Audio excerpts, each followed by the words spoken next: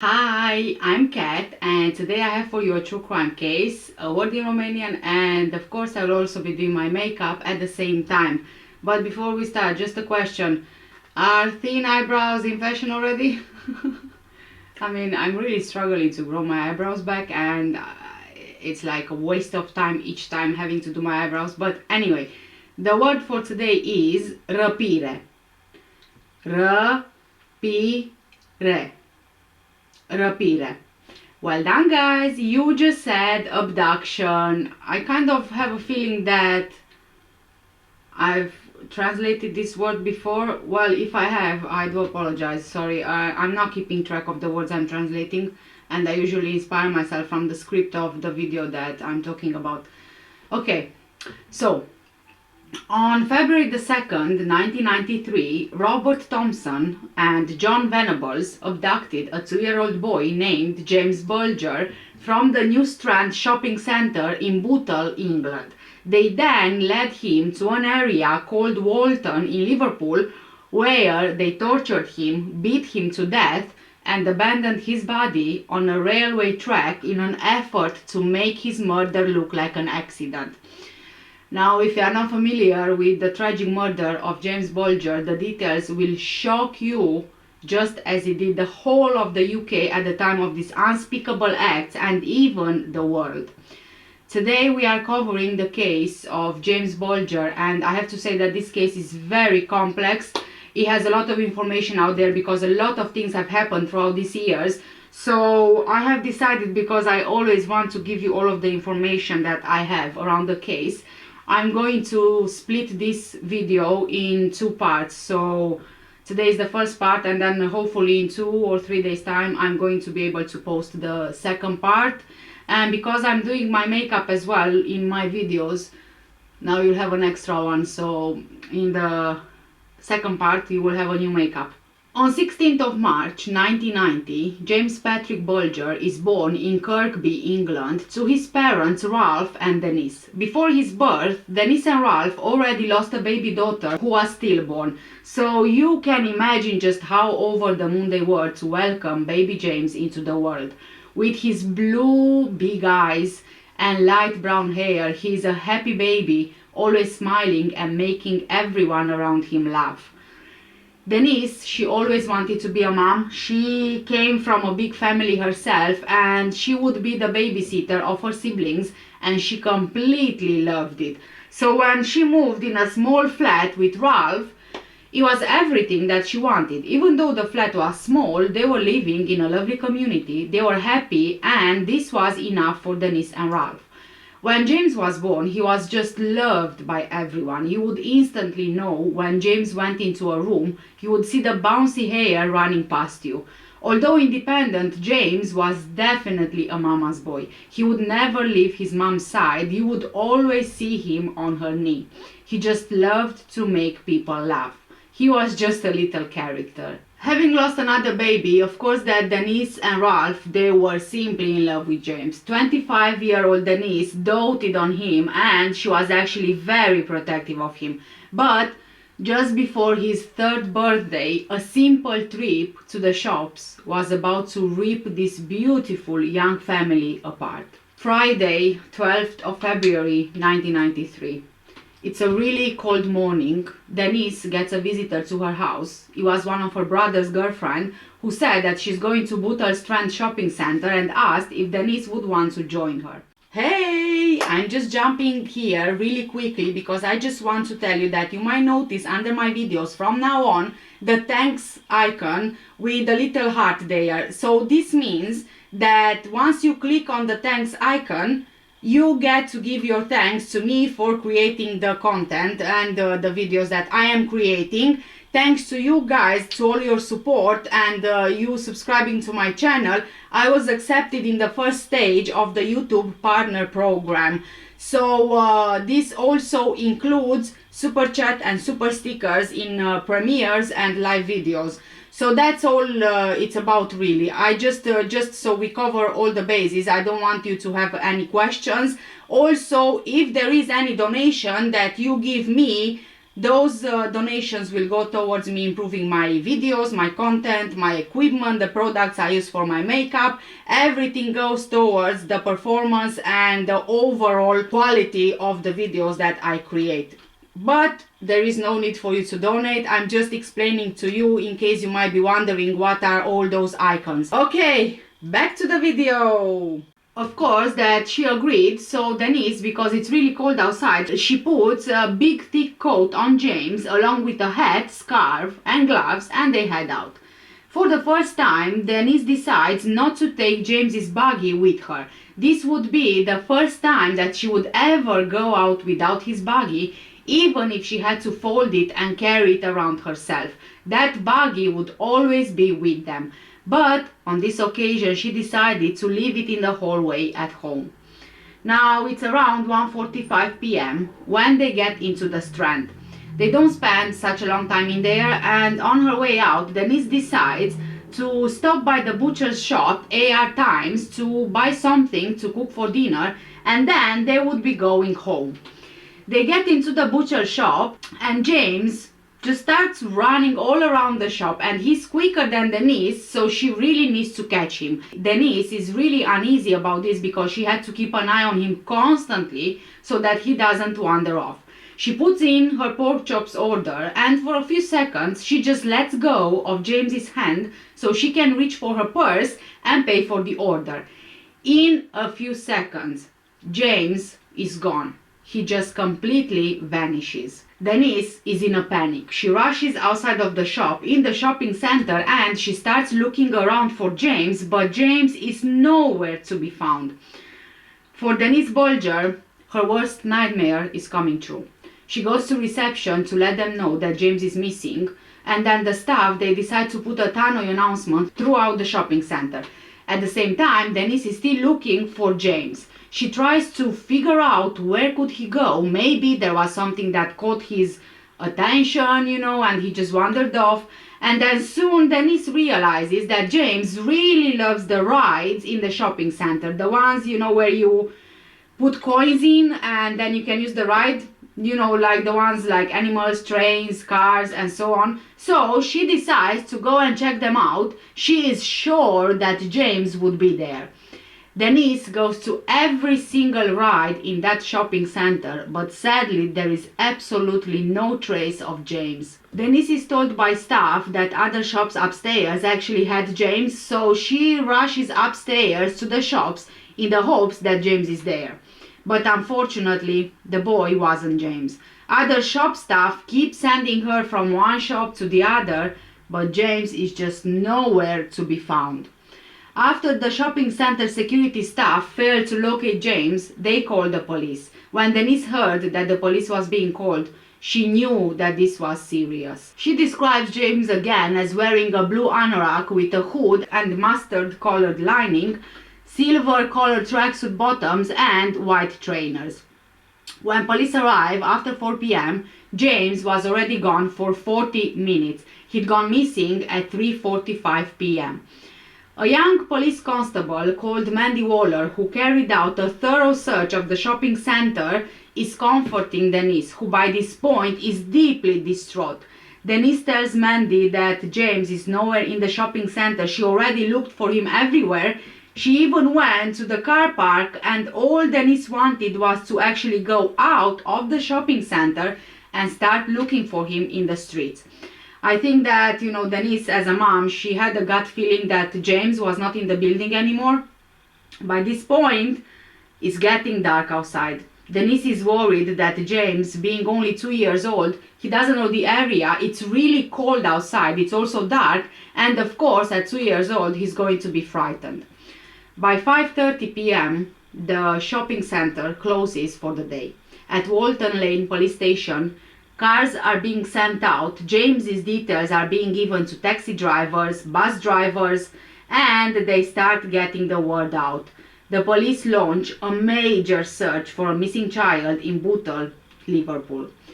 What starts off as a simple hunt for a missing child turns into something sinister when, by Friday night, He's still not been found. 4 hours after James went missing, Merseyside Police CID takes over the investigation. Jim Fitzsimmons, a detective inspector for Merseyside Police, remembers this unusual call, informing them about an incident which would generally not escalate to the CID. The helicopter had been sent out, Operational Support Division was engaged in the search, all available officers in Bootle were looking for James. The Operational Support Division had a whole team of 18 constables, 2 sergeants and 1 inspector all searching for James. The canal was also searched on the same day. After the Strand shopping center closed for the day, Denise didn't really want to leave the building. She just didn't want to think about having to leave without James. When she went inside the shopping center with James, she felt that by leaving, she would just let James down. The detective asked for all key holders of the shops in the center to go there as he was on his way there himself. There were 200 shops in that building, so they had to get 200 people back to the center after it had closed for the public and opened the stores again. Each of the key holders was asked to look thoroughly in their respective shops for any sign of James. Sadly, this proved useless because James was not found. James is now missing for 5 hours. Police managed to trace a witness who saw a young child crying by the canal which runs alongside the Strand. Even Detective Jim is worried about James, especially because of the proximity of the canal. If James had been wandering around, it could prove dangerous. James has now been missing for 9 hours. The police and security staff at the shopping center, they worked through the night to go through the CCTV footage. The CCTV system at that time, it wasn't as you would see it now. It was more like a time-lapse system. It had 16 cameras and each camera took an image every 3 seconds, so you would have to go through all of these still shots from all the cameras and kind of follow the photos to be able to connect them to each other. Not to mention that the photo quality was also extremely bad. At 1:10 a.m., 1 in the night, there is also police still looking for James outside.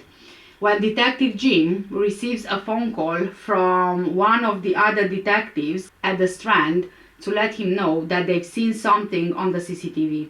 Their efforts are rewarded when they pinpoint James leaving the butcher's shop earlier that day. Tracking his movements, the police search for further clues. They confirm that moments after James is seen exiting the butcher shop, Denise also leaves the shop and is seen on the ground floor hunting for her son. Unknown to her, James is now on the top floor and he appears to be following 2 boys. The footage reveals the haunting, grainy image of the last recorded moments of James Bulger. 2 boys can be seen with James. 1 boy is actually holding James's hand. They are all heading towards the exit and the direction of the Leeds-Liverpool Canal.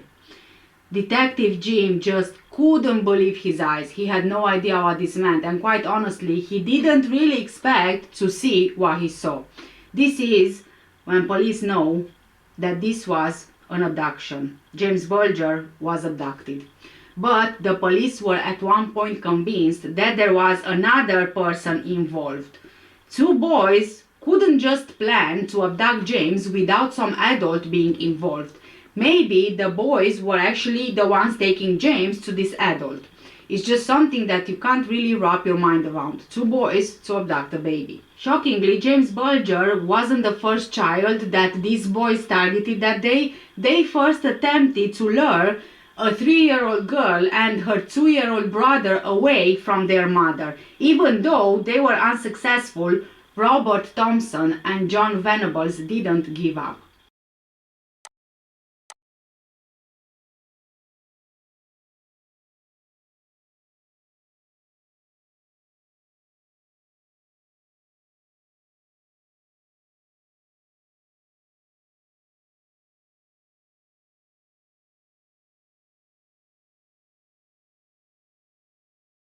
12 hours in, and by now James is reported as missing. In less than 1 minute and a half, James was being led out, marched out from the other end of the Strand shopping center. And he's just gone in less than 1 minute and a half.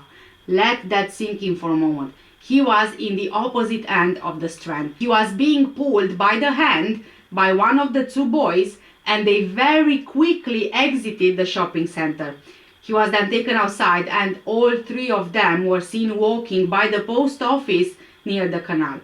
The most devastating thing is that whilst everyone was searching for James inside that shopping center, and the focus was in the shopping center, James was already gone, passing by a lot of busy shoppers inside and outside in a very busy area. Even though the Strand was built in the 60s and it kind of looked old on the outside, it was still very much used, and almost everyone in Liverpool would go there to do their shopping, so it was quite a busy area. And I guess that you would think that some people would notice a 2-year-old being led out of the shopping center, and they would maybe think that something's not quite right, but this didn't seem to be the case. Actually, hold on a second, because they were seen by many people, but no one did anything. Yeah, no adults did anything. Even though many people on the streets who saw them believed that the three boys were siblings, others were actually concerned about Robert's and John's aggressive behavior towards James Bulger. Some witnesses later reported that the older boys roughed up James in plain sight, kicking, punching, and shaking him. While some adults stopped to ask the children a few questions, they all let the boys go on their way, apparently believing that James was either being taken home or being taken to the police station. Many of them would later express regret for not doing anything. And I mean, quite honestly, I just can't believe these adults. There were clear signs that James was being assaulted in broad daylight, in plain sight, for 3 miles. 3 miles where they have been seen by many adults. A woman who saw the boys in the window allegedly attacking James decided that the best course of action for her would be to just pull her curtains and pretend that nothing happened and just go back to her usual business. Because, you know, why not allow two boys to attack a toddler? They are kids, right? Nothing weird about that. There was another lady, allegedly. She was with her baby outside and she passed by the boys. They were actually close to the police station. Now, this lady, she genuinely wanted to help James. She was with her baby, and in the other hand, she had some shoppings, and she didn't really know how she could help James. She wanted to physically take him from the boys and get him to the police station. She really wanted to hold him, but she couldn't do it because she already had her baby and her shopping. So she spotted another woman walking her dog. She asked this woman if she could help, and she only asked the woman if she could hold her baby so that she can take James to the police station. And do you know what the woman did? She actually said that she can't let go of her dog to hold the baby because, you know, for some people animals are more important than babies. And it's really actually quite infuriating. So the lady, seeing this woman doesn't really want to help her. She couldn't do much, and John and Robert told her that they will take James to the police station. This lady was actually quite reluctant, but she couldn't really do anything, and she trusted the boys to take James to the police station. There were other adults seeing James crying, asking for his mommy, seeing him bruised, even attacked, and they did nothing. It was a 3-mile trip on foot in a busy area. People saw, but people decided that they will just ignore because, you know, that's the best course of action. 17 hours into the disappearance, there is a press conference being held. Denise and Ralph are both attending. Denise, by this point, is chain smoking. Her baby vanished and she blames herself. She blames herself for not taking his buggy with them. She blames herself for letting go of his hand. She's just existing at this point. All she wants is James back. They are both destroyed. The media was shown photos from the CCTV footage and announced that they were looking to speak with two youths. According to the footage, police think that the two young boys are white, they are teenagers, and one of them is wearing a leather jacket. At this point, everybody, including the police and James's parents, were relieved when they saw James on the footage with the young boys. Everyone believed that he's safe and the boys will just take James to a place of safety. Maybe they thought that he got lost and they were trying to reunite him with his parents. After the press conference, information and tips were constantly coming in, even more than the police were able to handle. On Saturday, remember that James was abducted on Friday. Frogmen or divers have been called in to assist with the search. They were searching the canal. The police was searching tunnels, roads, drains, shops, landfill areas. They would ask people to search their back gardens, everything. They were searching everything.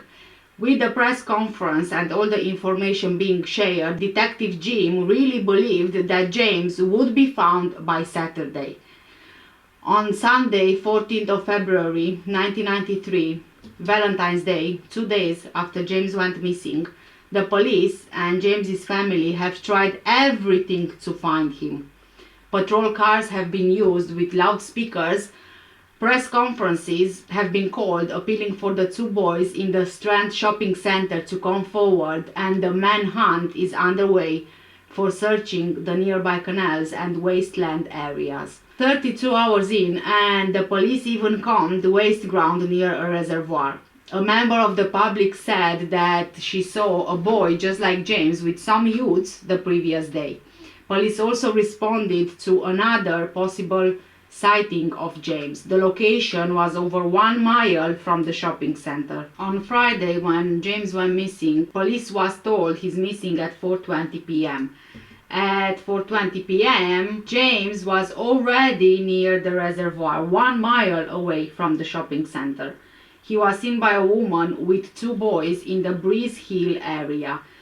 48 hours into the search, Constable Mandy tries to get Denise into her car to go for a ride for some fresh air so Denise could clear her head a bit, and that's when Mandy receives a call to go back to the police station immediately and also to turn her radio off. That's when Denise knew that they found him. They found James. Hope for a happy ending soon disappears when a young boy rushes into Walton Lane police station. Detective James receives a call saying he needs to go to Walton Lane because a body has been found. A body has been found on the railway tracks. It's less than 150 yards from the back of the police station in Walton, 2 miles from the Strand shopping center. What the police discovers horrifies the nation and the world. Detective Jim went to the scene assuming that it was just an accident. Maybe James got lost and he was hit by a train, but Detective Jim soon realized this was no accident. The body was spotted by 4 schoolboys who were playing by the railway. They ran home, told their parents, and then the police got informed. The police now have a murder to solve and 2 young boys to track down. Detective Jim prays that the body found was not James. Sergeant Phil Roberts couldn't believe the scene he saw and really just asked himself why, and why cause so many injuries. James's uncle was the one who identified the body, and when he came out of that room, he came out a broken man, speechless. The realization of what he just saw hit him. When Denise found out, she let out a horrific scream and she just collapsed in herself. She was in denial. She just didn't want to believe it. The way the body was when it was found, police really couldn't have an opinion on what happened, but it was clear. James had devastating injuries, and all evidence pointed out to this being a murder. The police now had to identify children between 10 years old and 18 years old who had violent behavior or were previously involved in any kind of assaults, be it known to the public or in the police records. The photos of the two boys from the CCTV footage was actually released, and it was plastered all over the city, in the news, on leaflets, and just about everywhere. Police really needed to find them. At this point, James's murder is known by everyone in Liverpool and outside. In fact, news spread all over the world.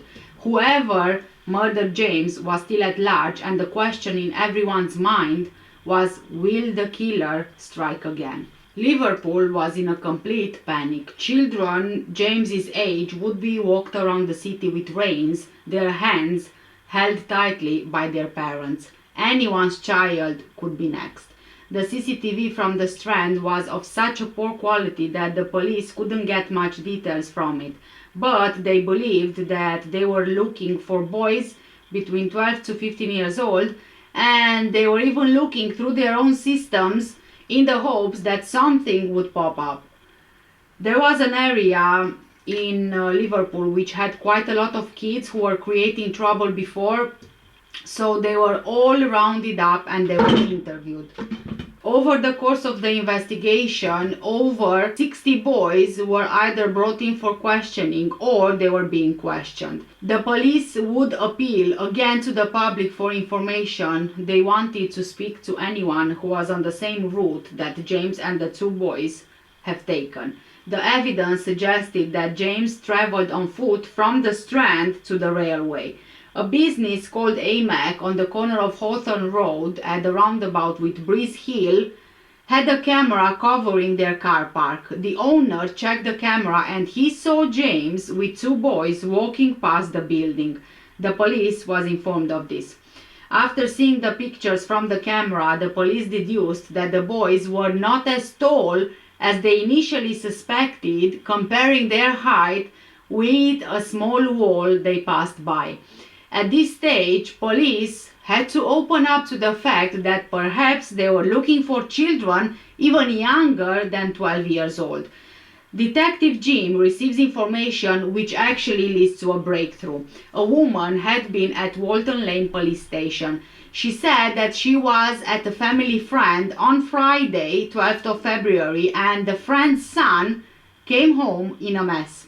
He was dirty, he had bits of paint on his jacket, and he'd been skipping school with another boy from the same school. He was 10 years old. This was the same day that James had gone missing. Detective Jim thought that this boy might look like the one in the CCTV footage, but he's probably not. This boy was John Venables. A neighbor called into police to say that she believed John could be involved. John had been out skipping school that day and he came home with his jacket covered in paint. The neighbor told police John Venables went to St. Mary's School in Bedford Road. With this information, Jim calls the school to ask if John had been attending on the Friday, and he was informed that John wasn't there. He was skipping school with another boy, Robert Thompson. Robert was persistently skipping school. Him and his family lived in Walton Village, close to where James was found. Even though Detective Jim couldn't quite believe that a 10-year-old would be involved, he felt that maybe he needed to look closer into this. Two boys born 10 days apart in August 1982 in Liverpool. Two boys who became friends out of breaking the rules. They played truant, skipping school, they stole sweets, they terrorized old ladies. Then, one Friday in February, they discovered a new rule to break. They murdered a 2-year-old boy. The beginning of their friendship was suspicious enough. They bumped into each other quite literally in the school playground in the middle of a fight. And when this fight ended, impressed by each other's performance, they became friends. I thought he was alright, said John Venables. That was in September 1991, 17 months before they killed James Bulger. They had a lot in common actually. Both of them struggled at school and they were placed into the year below their age. Both had parents who had separated. Both had a need to attract attention, which they achieved through a variety of issues that they created. Robert Thompson was born on 23rd of August 1982 and he was the shorter of the two. Some people believed that they were as old as 12 or 13, but when they met, they were both only 10 years old. Robert looked like a sweet child. Everyone called him chubby because of his round face. He had dark short hair and his mates called him a girl because whenever there was something on his mind, he sucked his thumb. Everton was his football team. He was a loyal fan, even though he didn't go often to Goodison Park. His mind was too restless to take up other hobbies for long.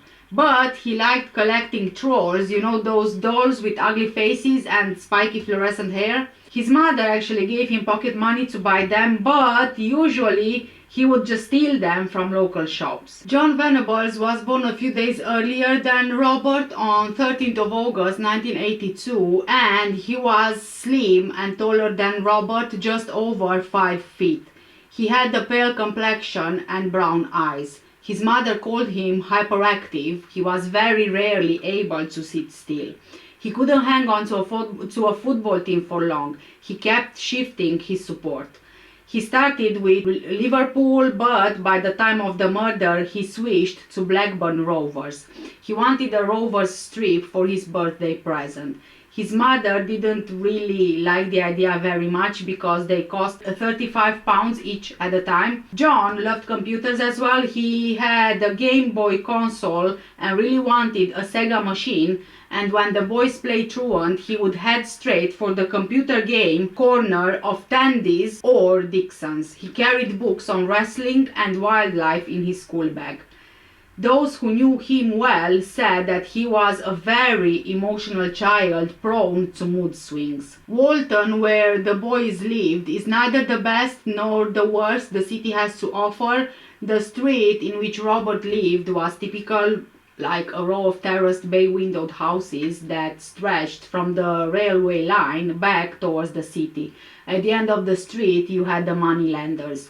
Walton Village Financial Services would lend you £300 for Christmas and demand a total of £460 in repayment.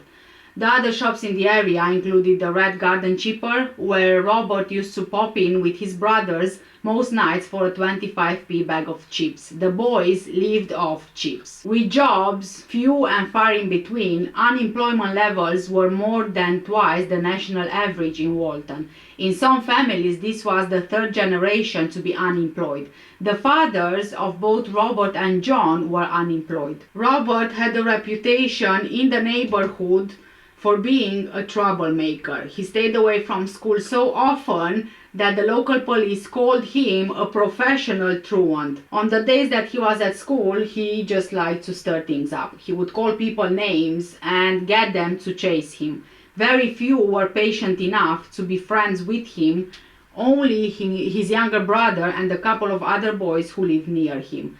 Robert's family were outcast and very well known to police. It was the kind of family neighbors compare themselves against and then feel better. Robert's mother, Anne-Marie Thompson, 39 years old at the time, got a house from the local housing trust after her husband Robert ran off with a woman from Stockport in 1988. He left her to bring up 6 children alone. The week after he walked out, the family's home burned down in an accidental fire. She found it quite hard raising the kids up in the neighborhood. The attitude when you live where we live is that you have to be tough or else you don't survive, she said. When you have got people in the area threatening to blow your kneecaps off every moment of the day, that's just the way they are. They deal with drugs, they deal with everything. Their kids have got everything. Look at mine, I'm bringing up on my own, but if I went round and screwed every warehouse, my children would have everything too. Anne-Marie worked as an office cleaner until 1991 when she got pregnant again by another man who also left her.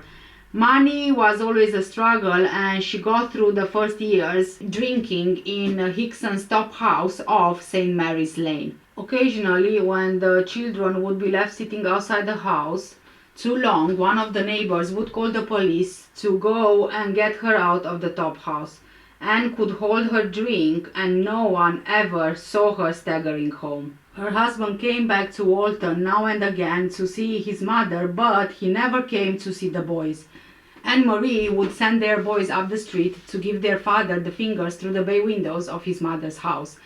In the last few years, she actually stopped drinking in the top house and she tried to keep things together, but sadly she couldn't. Most of the boys were bright. Robert was number 5 of 7. In Crosby's corner shop, Ian, the next oldest to Robert, was able to sum up the shopping in his mind before the cash register rang up the total. He was always getting prizes for maths at school. Ian was clever enough to know that to survive, he had to get out and get into the Dyson Hall Children's Center, the only residential care school in the country just outside Liverpool.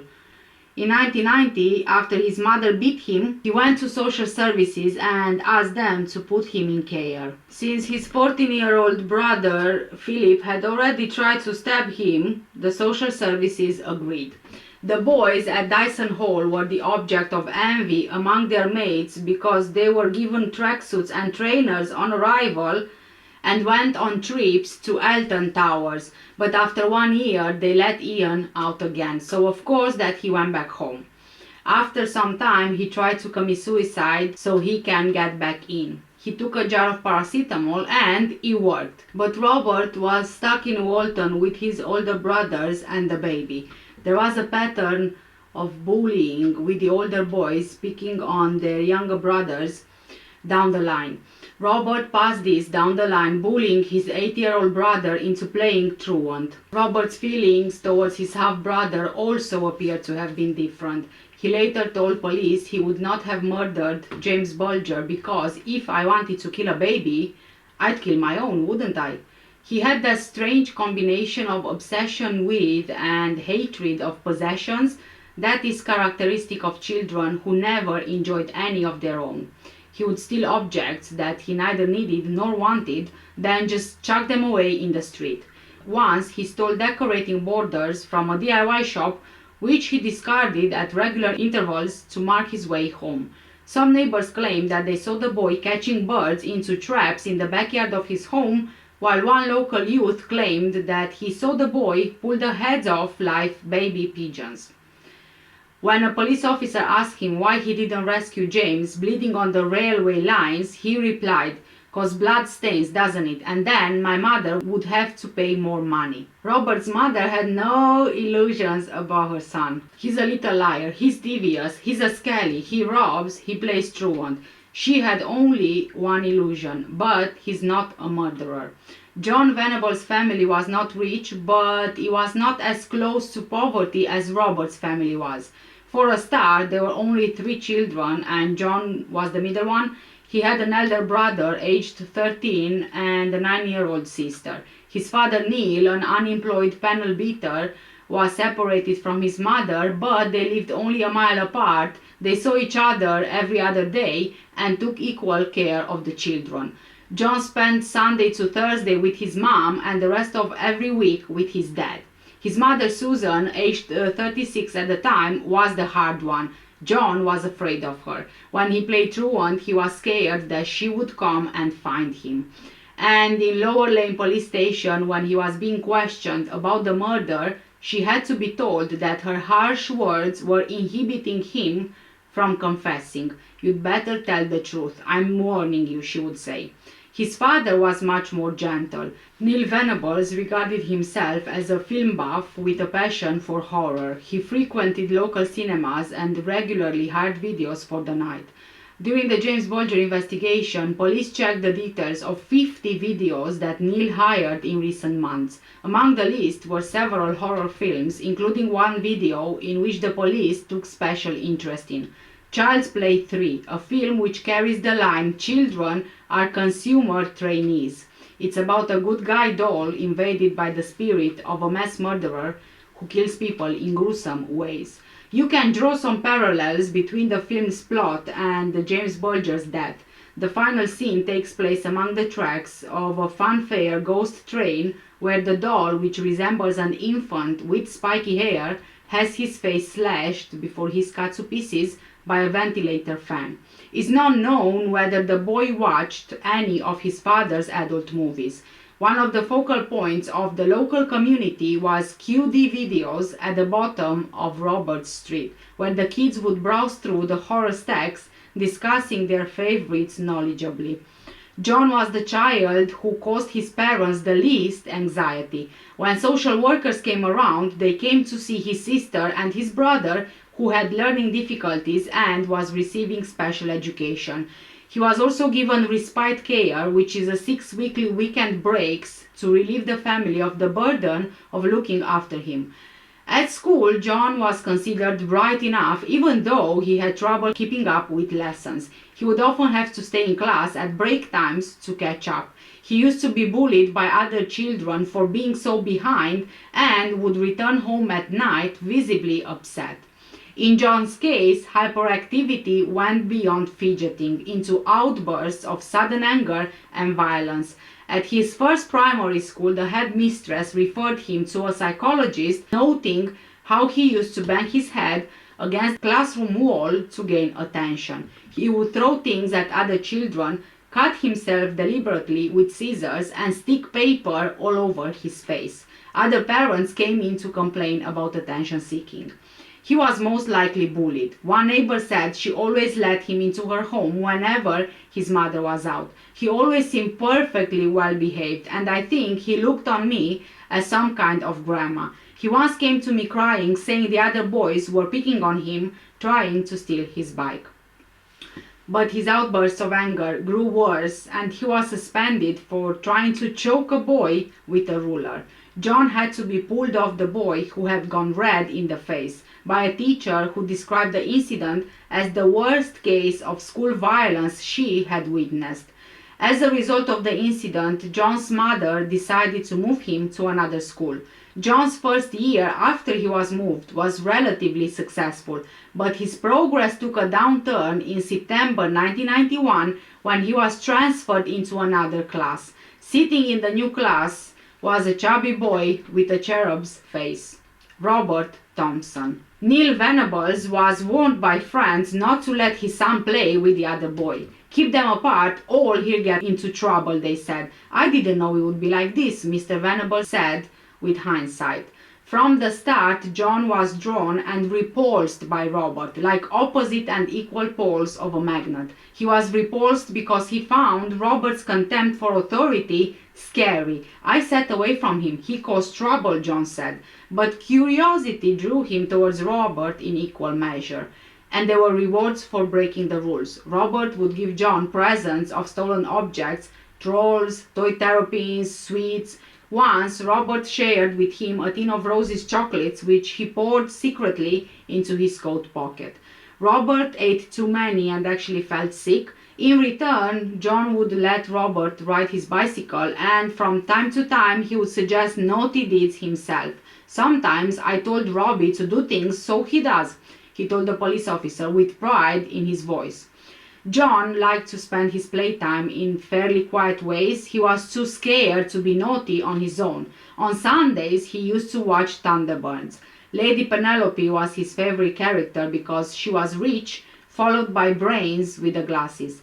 Robert hated Thunderbirds because of the puppet stringy thingies. He liked to spend the weekend on the streets. After they became friends, he initiated John into the joys of climbing into people's back gardens and the thrill of being chased out by the owners. He also liked to scare old ladies by jumping out in front of their noses. Robert always wanted to stay out late, and he encouraged John to join him. One day they stayed out until 10:30 p.m. and John received a severe punishment from his mother.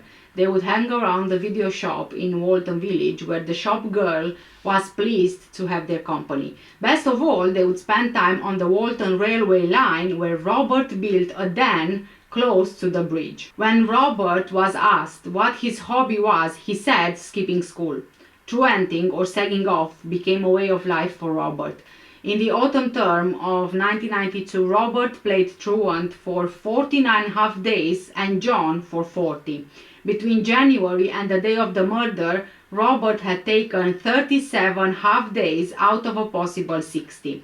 He just didn't want to be at school. There was no corporal punishment or other form of penalty that touched him. His mom said that she was so often called to Walton Lane police station to retrieve her son that they should have given her a job there. John Venable said the class teacher tried to keep Robert in school by offering him a prize for a week's continuous attendance. He did, but he never got a prize for it.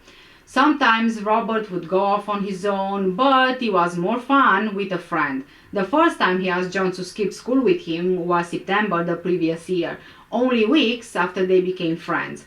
Robert asked John before, but John very rarely skipped school. In the previous one, he was scared and so he said no. But this time, curiosity took the upper hand. I wanted to see what it was like, he said. It was good. They went off in the afternoon and walked around the shops in County Road near Walton. By chance, the rest of John's family was driving past and spotted them. John's dad ran out of the car and grabbed him while Robert ran off down the street laughing and shouting, "You can't catch me." The experience gave John new confidence, and the second time they ran off together, he was the one that suggested it.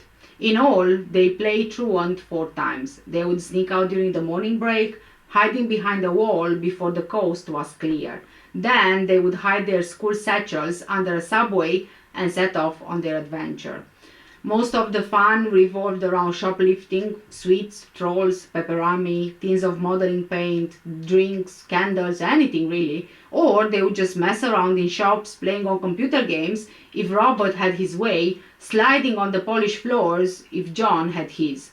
Once they went into a home decoration shop and hid under a pile of carpets. Another time they asked a salesgirl if she stocked fishy knickers.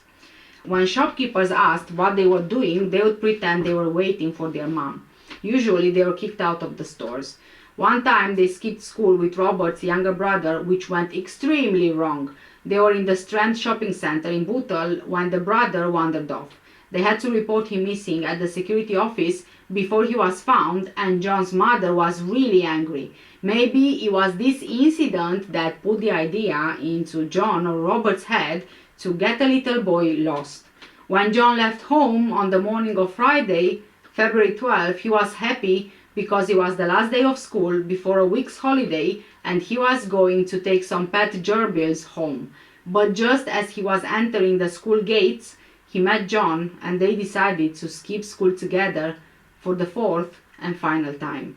The first time that Susan Venables knew they had stayed away from school was when she saw one of John's classmates on her way home with the gerbils. Susan walked around the area for hours searching for John. She even shouted up to the railway tracks at Walton where she knew that Robert had a den. "I couldn't hear anything," she said. "This would have been at about 5:30 p.m. Just the time the boys were about to begin killing James. It was very dark and I shouted his name. That's the thing that upsets me, because obviously where I was standing, poor little James must have been not far." By then, Robert and John had abducted James Bulger from the Strand and attempted to drown him in the nearby canal. Then they had carried, dragged and kicked him along a 2.5-mile journey, at times swinging him violently in the air or dropping him against the road until they reached the railway where they threw paint in his face, stoned him with bricks, bashed his head with a 22-pound iron bar and left him dead across the tracks to be cut in half by a passing goods train. In their interviews with the 2 boys, psychiatrists could find no clues to why they acted so violently. The police have uncovered no evidence of any abuse within either family. Apart from John's incident with the ruler, there had been no record of previous violence. Then there were the separated parents, the poverty, the truanting, the videos, but that is the common lot of thousands of 10-year-olds who have not turned into murderers. Only 2 people can answer the question, and even their ability is doubtful. Since the murder, Robert has been in a state of post-traumatic shock, haunted by nightmares and flashbacks from the railway tracks. John breaks into hysteria whenever the subject is mentioned. His parents say he's broken-hearted. Do I feel sorry for them too?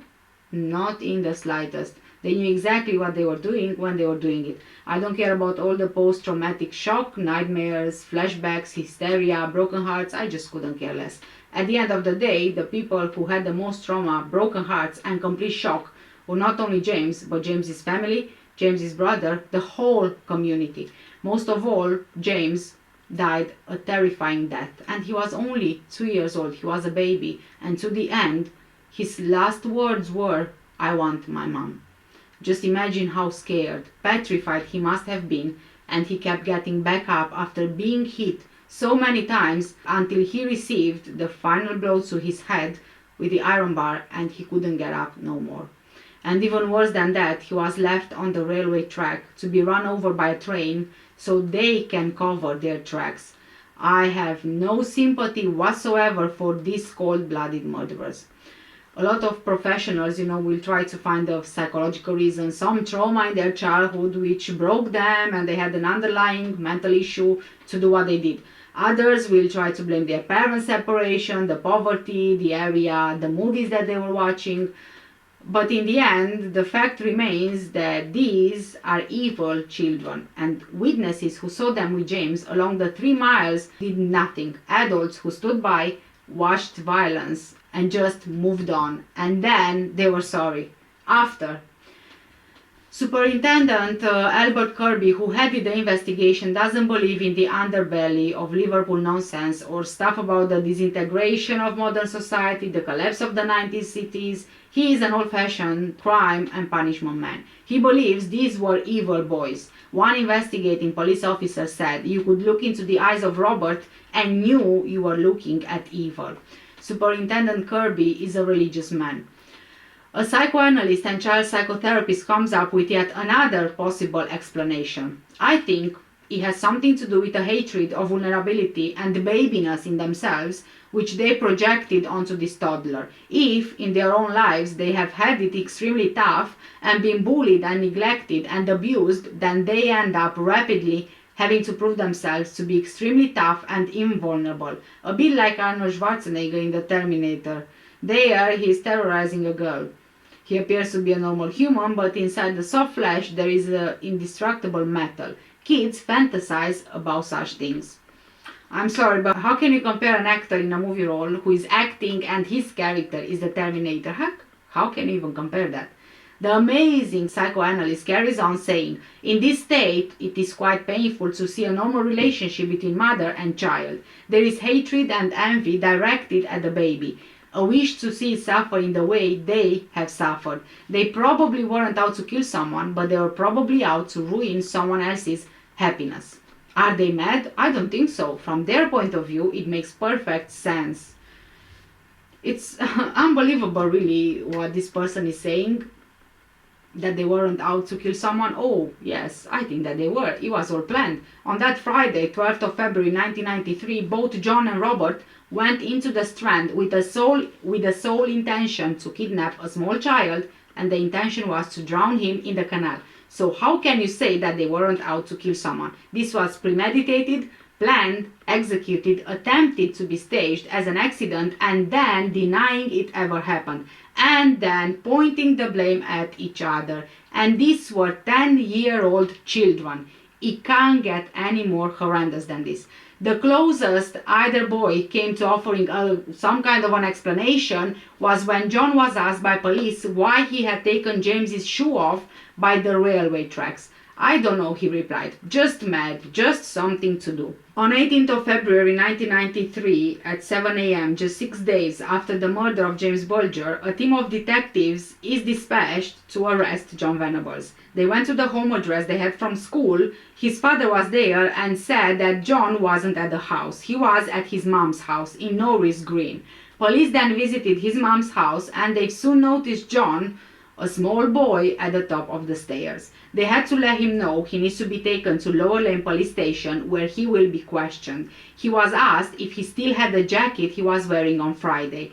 During his interview, John said some really odd things and even asked if the police would be talking to Robert. A second team of detectives is dispatched to arrest Robert Thompson. After his mom opened the door, one of the police constables spotted Robert, his eyes looking everywhere, but never once was he in fear. He was told he'll need to get down to the police station for questioning, and that's when he started crying.